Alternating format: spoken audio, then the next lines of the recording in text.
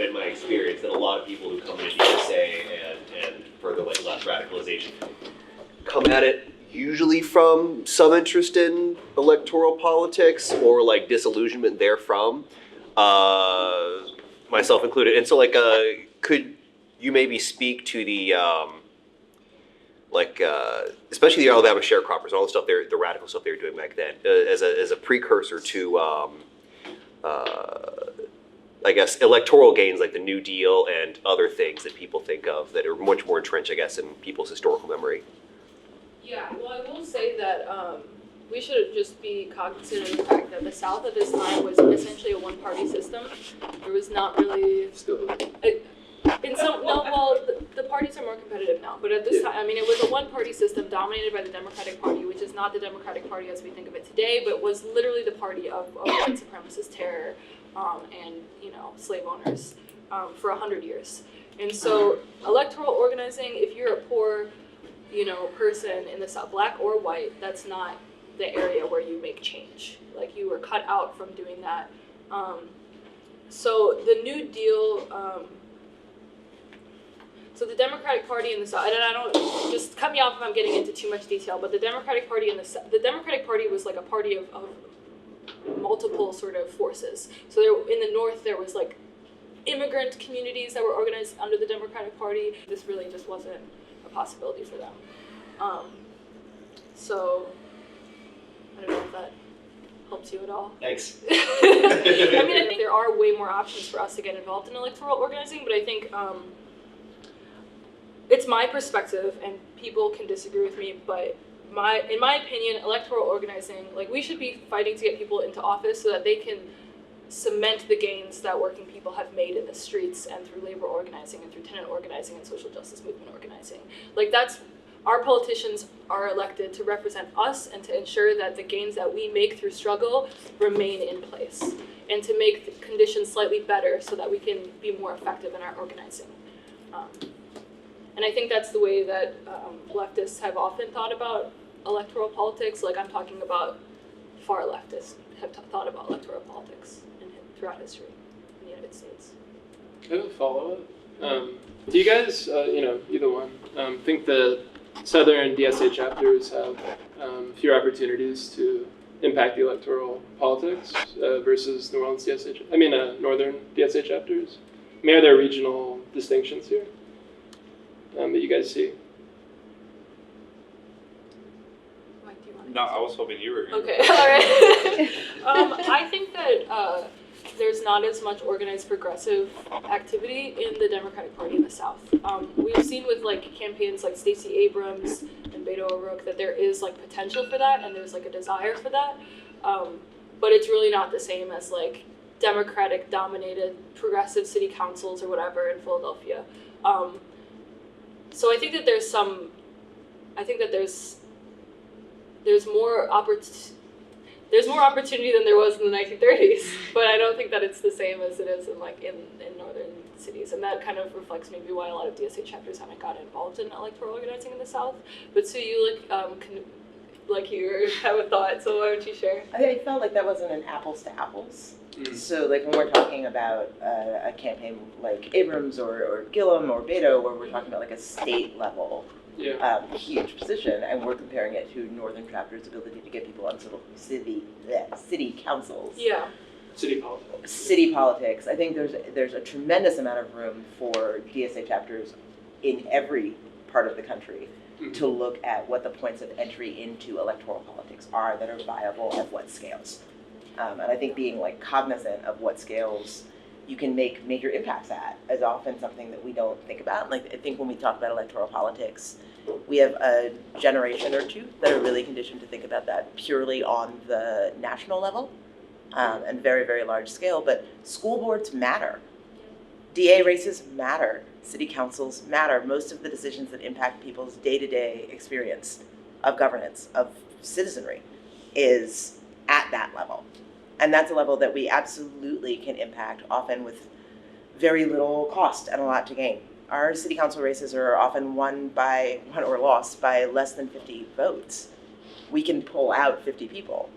That's not the same type of challenge as organizing a statewide governor's campaign. That's a great answer. So Sue is one of our at-large council members. We're happy to have her up here. Any other questions? Yep. Yeah, so I have a historical question from Michael, and then. So we got Mike and Michael. Made life really hard. This is from Michael, and then a more present day question for the two of you. So for Michael about the CP in Alabama, and that you were talking about the international context. And I would imagine that people at that time in the 30s, especially given the number of sharecroppers involved and miners, that the relationship or the interest in what was happening in the Soviet Union at the same time would have been of great importance. And how those individuals, how did they relate to the problem of Stalin at the time, which was such an issue then and now for anybody on the left? How did they consider that? And of course, the Trotsky-Stalin split that was pulling the communist movement apart at the time. And then something for the present, which is the issue that's been brought up already about the Democratic Party in the South as both a kind of transmission belt and a conduit for people to leftist politics, and at the same time a kind of check on that.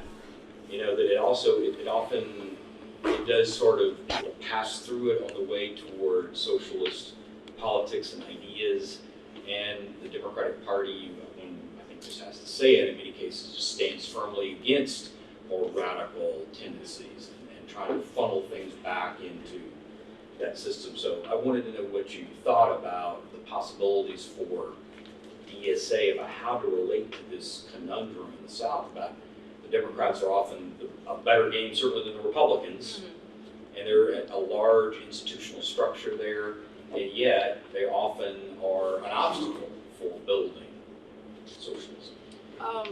To answer your first question, I think that a lot of the conflict within leftist groups about Stalin came after Stalin died, like when Khrushchev did his little speech about all the repression that was going on in the Soviet Union and so forth.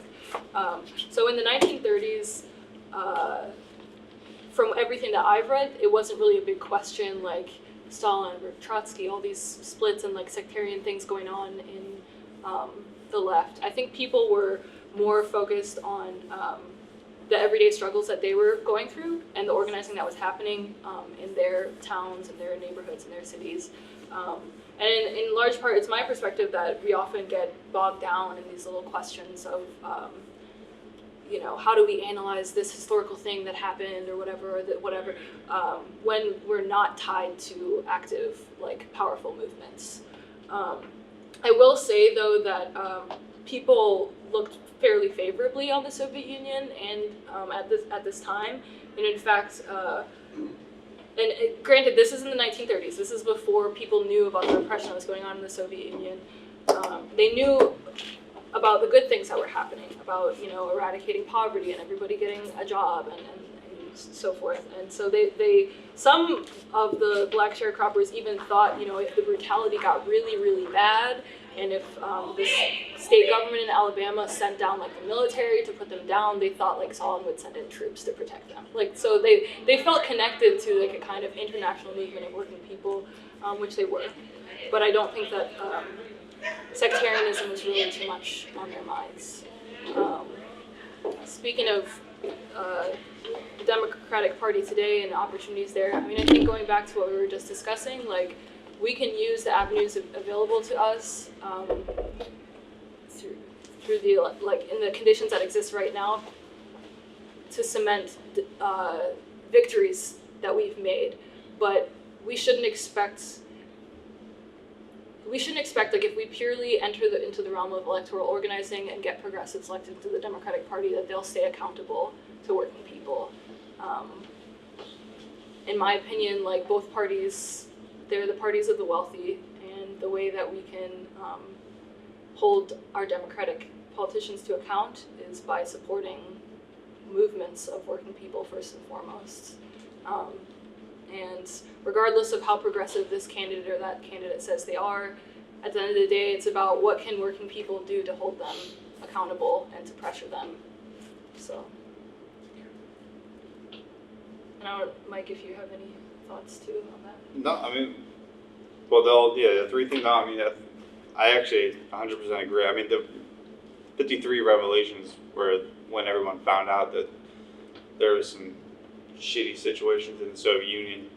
Up until that point, it was throughout, the Stalinization of the Soviet Union through the 30s and 40s and early 50s. There was just a lot of propaganda, and I think a lot of Americans swallowed it.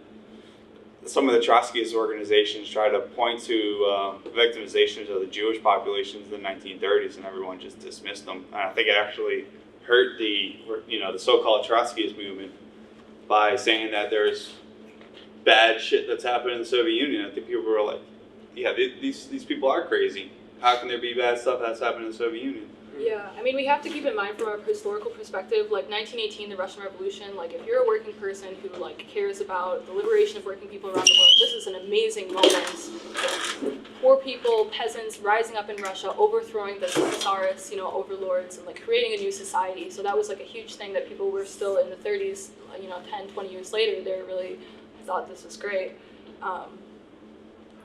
So. But I mean, I think as far as the Democratic Party in general, and as far as being conduits, I mean, this is just my basic opinion. I don't know. I think that a lot of this, I think that there's historical examples that shows that there is every situation in particular, like cities have their own cultures and their traditions, and that has a lot of influence on the people that are actually experiencing the politics within that area. And I'm not trying to say all politics are local or anything like that, but I think that a lot of traditions are local. And so what I'm getting at is when it comes to the Democratic Party, like a good example is like Jackson, Mississippi, to whereas the Democratic Party was used as a vehicle to raise expectations of a lot of working class people.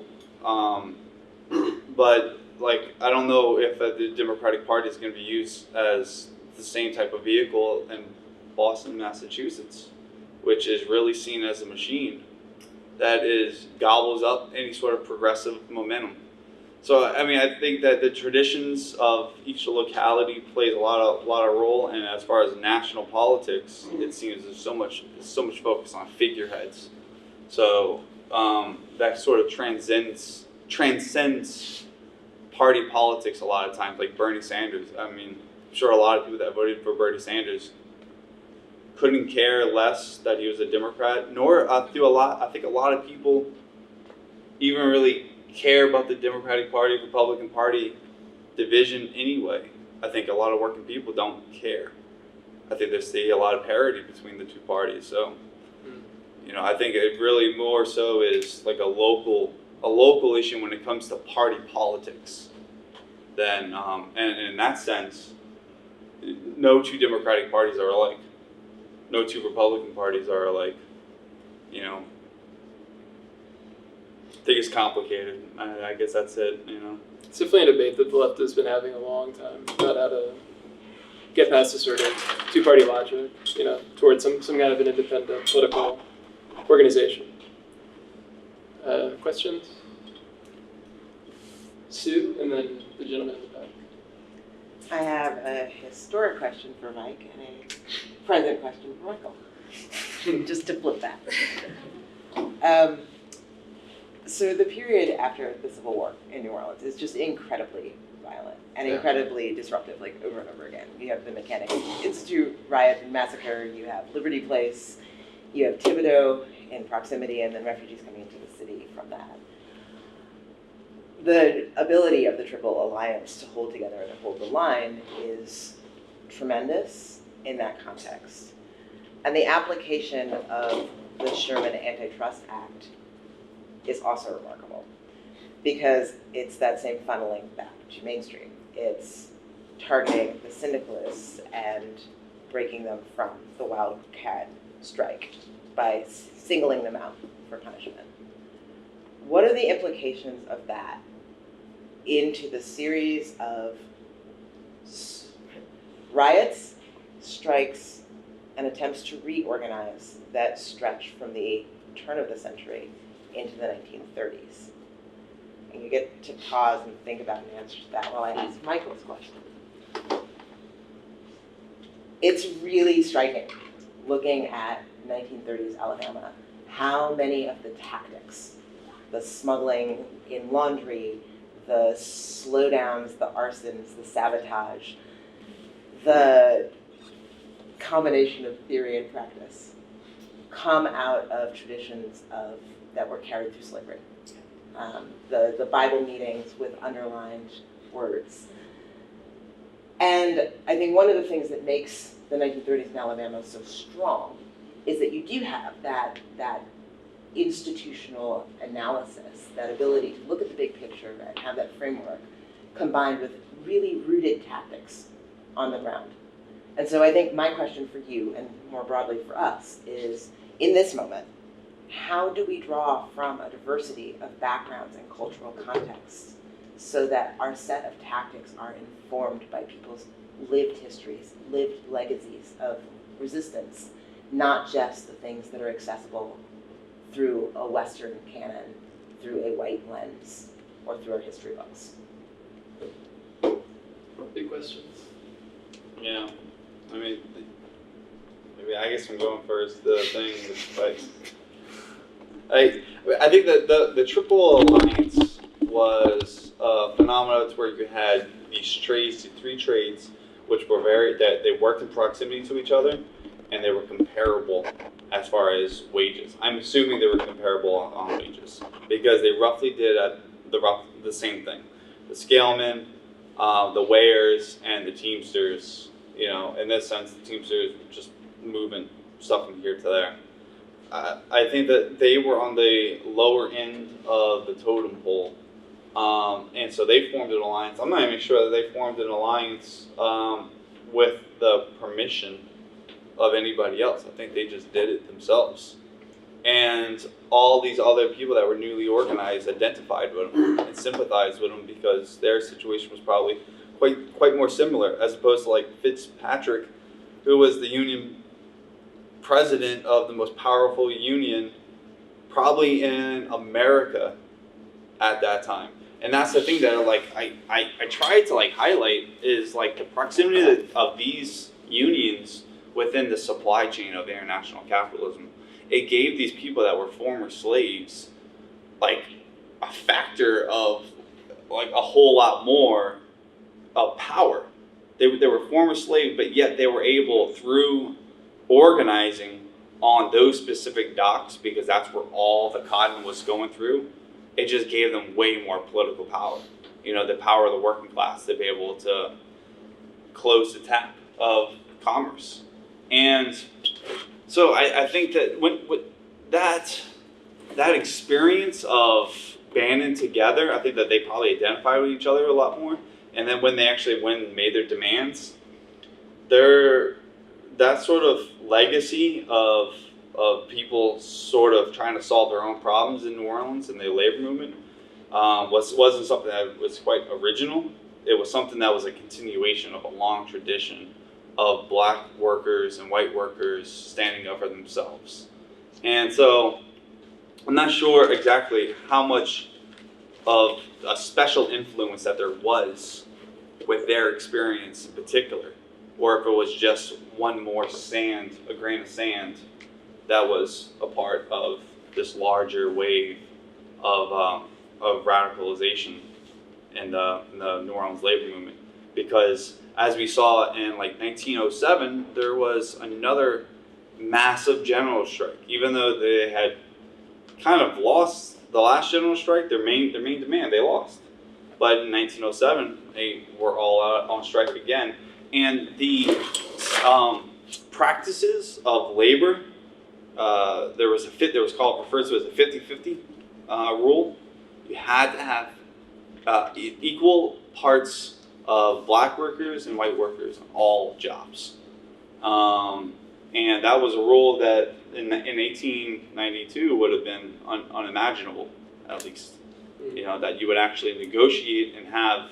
What I'm saying, unimaginable, is that there was the practice, and without getting into like labor practices on the docks, but you had your stevedore which would hire this union, right? And it would all be black workers.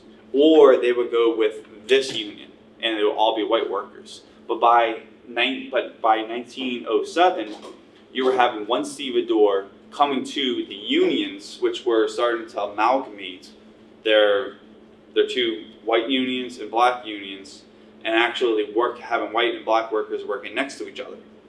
So it was like a change in conditions, a change in life experiences, and so on and so forth, that they were actually on the same jobs. So I mean, I think that it's kind of like, I don't know, without going into a tangent, I guess, but I think that it's all contributed to this growing radicalization of that stemmed from a greater normalcy of working with people that were different on the same job site and seeing people as the same. Yeah. Yeah, and to She doesn't look satisfied. Any follow-up Maybe we questions? can save a follow-up for after. Yeah. Yeah. I'm gonna poke at you later. To answer your question, how do we sort of use a wide variety of tactics based on a variety of experiences and backgrounds and histories? I think oftentimes, and this is in large part due to the fact that the left has been so weak. I'm talking about the radical left of the Democratic Party has been so weak for the past 40, 50 years. We don't really have and also like our communities are divided. We don't typically have like elders that can teach us, you know, how do we organize in these conditions, or we can't turn to our grandparents and be like, how did you resist, you know, your oppressive landlords during this period of time or whatever, and how could we learn from that? I mean, there's very few people, older people on the left who can still pass down these tactics, who have experiences of being deeply involved in radical organizing that's been victorious. So I think that's a big part of the problem. But also like we're siloed off, you know, and most of the time like our movements aren't super diverse. Even during the last period of like big sort of like leftist uprising, which is in the 60s and 70s, there was sort of, and the 80s, there was kind of like a rainbow coalition approach where everyone had their own little group. So there was the American Indigenous movement, and you'd have like the Black Panther Party and the Young Lords, like who would organize the Puerto Rican people. And they would sort of interact, and then you have the STS, Students for a Democratic Society, that was largely white movement. So there was communication in between these groups, but rarely were they ever actively in the same organization, organizing alongside one another and combining their, you know, their histories and their experiences to develop like a diversity of tactics. And so how do we respond to that today? I mean, I think that it's two things, right? It's study and it's active organizing. So we need to study not just how you know, the mainstream labor movement has organized, but we should study anti-colonial uprisings in Africa. We should study the Puerto Rican independence movement. We should study, you know, what's going on we should study migrant struggles and how migrants in the United States and in Central America are organizing. We need to have a better understanding of what does the left look like in Brazil, in Venezuela, and Colombia, like in all these countries where, you know, they have their own rich histories and we don't really know anything about them in most left spaces. And we also need to go out and take up struggles that we maybe feel aren't. So, I mean, the CP in the 30s, you know, a lot of their organizers when they first came down were like northern white people, but they organized with rural black people. And so they were able to combine both like what the northern white organizers knew from their involvement in the party with this rich history of black subversion that had been in the South.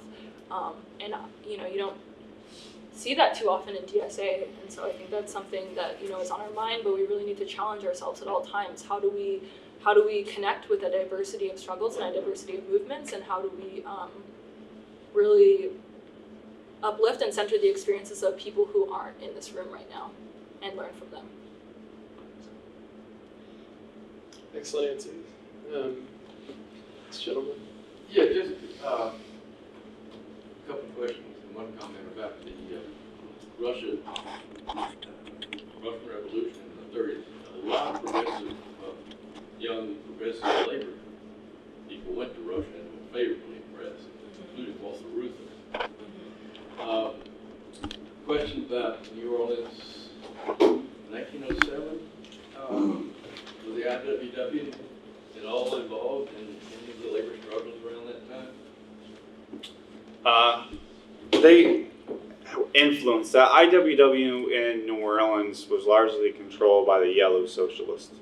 The red socialists had largely, I don't know if this is getting too much into detail, but they had largely left the city, and they went out and they organized the timber workers. Define yellow. Define yellow?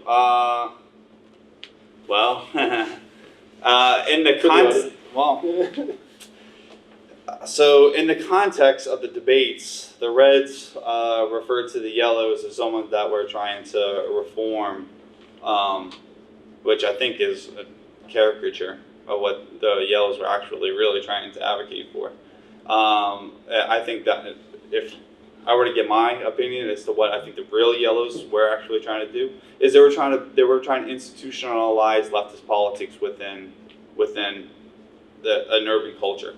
And they were trying to professionalize radicalism, not this Mickey Mouse just going on strike just because, we want to be able to show how radical we are. And I think in New Orleans, the Reds were really, really immature with a lot of the tactics that they used, and they really ran themselves out of the labor movement, I think, in New Orleans. And I think that's why they actually left New Orleans in my investigations.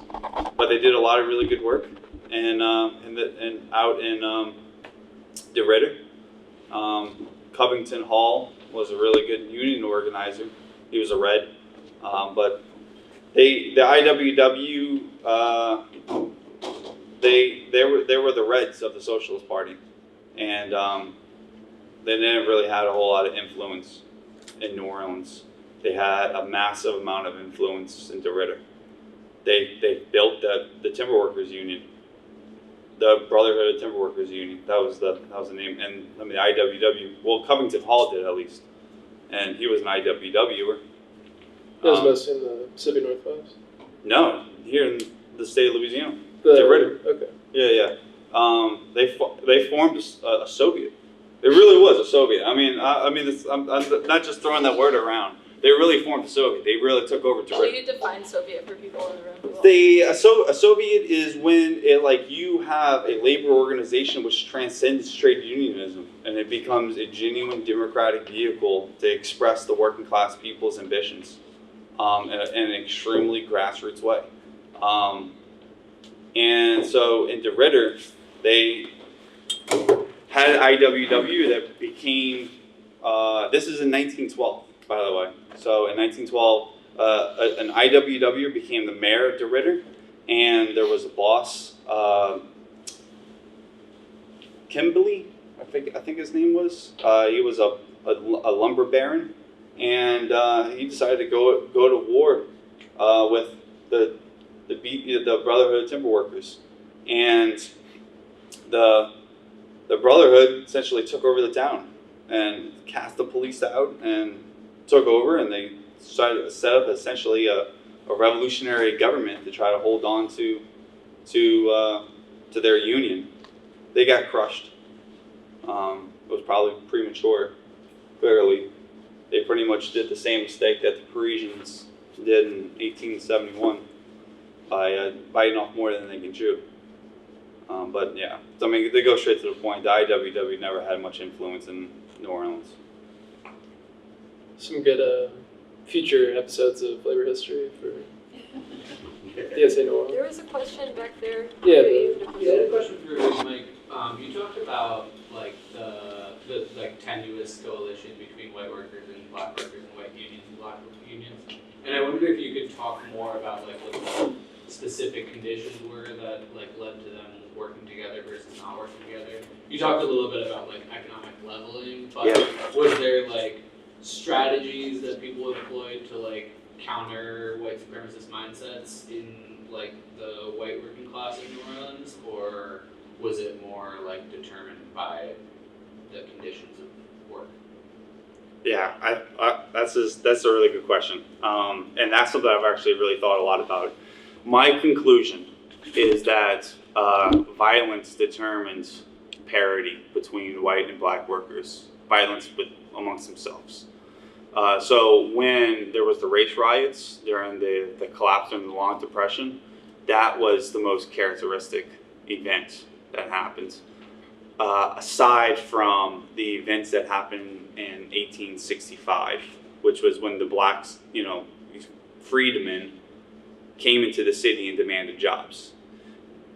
This was right at a time there was, in 1865, there was this recession that was happening in Louisiana because its connectivity with global capitalism had stopped for 2 years in 1861 and 1862, leading into 1863 because of the blockade. And white workers saw the freedmen coming for jobs as strikebreakers. So there's race riots, but particularly the race riots that happened during the Long Depression. It taught white workers that they had no choice but to work with black workers because they were there to stay, whether they liked it or not. And there wasn't going to be anything they can do about it because the black workers had carved out a space and they were going to defend it by any means necessary because the alternative was to go back and pick cotton. And they were not going to do that. They were not going to go back to damn near chattel slavery once again because the planters had said, the Bourbons had reestablished damn near slavery. And that pretty much saying we're here to stay and you're going to deal with it was a life lesson to the white workers. After wages plummeted for white workers and they were then almost making the same amount as black workers, it became this realization that your white supremacy is bullshit as a worker. You don't have white supremacy. When you're working next to a black worker who's making the same amount of money and all that cultural bullshit doesn't amount to much anymore while you're at work because you're both wage slaves. And there's nothing that the boss doesn't give a shit about you. He'll fire you and bring in a black wage slave just as easy as whether it's a white one. They don't care. You're just a tool that they just want to use. It doesn't matter if the shovel is black or white. It's all you are. It's just a tool. So that was a life lesson for, I think, a lot of white workers. They realized that they're actually not as important to the world as they thought they were. And that made them realize that trade unionism is the only thing that made them. I think there's a lot of cultural identity with like manhood at the time, and I think that to put it in the context of the time, trade unionism, I think that they felt like trade unionism is what made them a man at the time. And without trade unionism, then they didn't have any privilege in society. They didn't have any stature. So I think that's what it was. It was black workers had pretty much told white workers, you're going to deal with this, or I don't know what the alternative for them. There was no alternative. See, that's the thing. And Any other questions? So thank you guys, this was awesome. So going over the history sort of, I've never been in a union. I work in restaurants, so never been in a union. But going over the history sort of like really demonstrates like the power that the working class has whenever they organize and get together. And it feels like I can see that, but so can the capitalists and the people in power. So like over the the last however many decades that like union rights and power and workers' rights have been like systematically dismantled through court cases, right to work laws, that kind of stuff. How do we get over that? Do we need to go back to the shotgun shells? You know, like how do you fight against the system when the system tells you that you can't unionize, or that the system, you know, they can fire you if you even even talk about unions at work and that kind of shit. You know, like how do we take lessons from the past into today, and what can we do now? You know. I'm sure Mike will have as an active trade unionist, will have a longer answer for this. I'm also a restaurant worker, not in the union right now. But I will just say that until the Wagner Act was passed in like 1937 or so, which was the act that established the National Labor Relations Board and gave workers the official right to legally unionize and have their unions officially bargain with their employers, there were basically no protections for workers. There was no law that said we could form unions. In 1930s Alabama, when 10,000 sharecroppers got into a union, there was nothing that said, like, you know, you're officially allowed to create this institution. In fact, they were brutally and violently repressed. And as I'm sure everyone knows, all of the rights that we enjoy today, whether it's the 8-hour workday or vacation, which theoretically we don't have these rights in the restaurant industry, but in other industries they have them. You know, these things were fought, and people laid down their lives so that we could win these victories. And there was no law that said, you know, we can have that. Workers are going to have a union. We fought and won, and sacrificed a lot, and we can still do that. And I will also say, you know, DSA has 55,000 members. You know, that's 55,000 potential labor activists. Really, like if we say, you know, the left, like it's our responsibility to rebuild working people's movements. We have the numbers. We can start doing that, but it's up to us. So. I mean, it's not going to be easy, right? Nothing that matters is ever going to be easy, but that doesn't mean we can't do it. We have to do it. Yeah. No, I mean, I agree with Michael's point. I was going to start that off too, is that, you know, when it comes to laws, those are the boss's laws. At the end of the day, it's the boss's government. The Constitution is the boss's constitution. We can be able to force them against the wall every now and then to get them to pass a law that says, look, officially you can't do this, but they'll do it anyway. You know, I mean, there's laws that say you can't fire somebody for trying to organize. But they do it anyway, though. And that's what I think. At the end of the day, the laws are there. And they can help, you know, establish some sort of sense of this is what's right and wrong. You know, this is what should be permissible.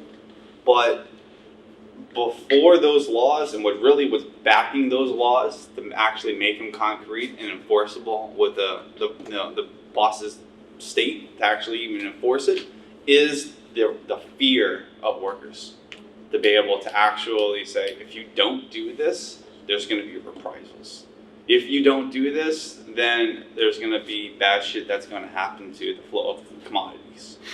And that's what led to bosses saying, okay, well, we're going to establish this law, and we swear we won't do this, guys. Just please, just don't take any more, don't influence the labor process any more than what you're already doing now.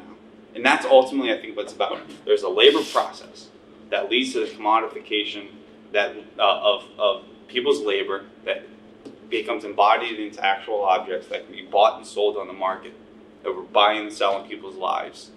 And that can be able to turn into profit. And the last thing that they want for workers to do is to influence that labor process and to start to control and say, this is going to be the new practices within this workplace. And they don't want that. That's the last thing that they want. So we could be able to influence the labor process.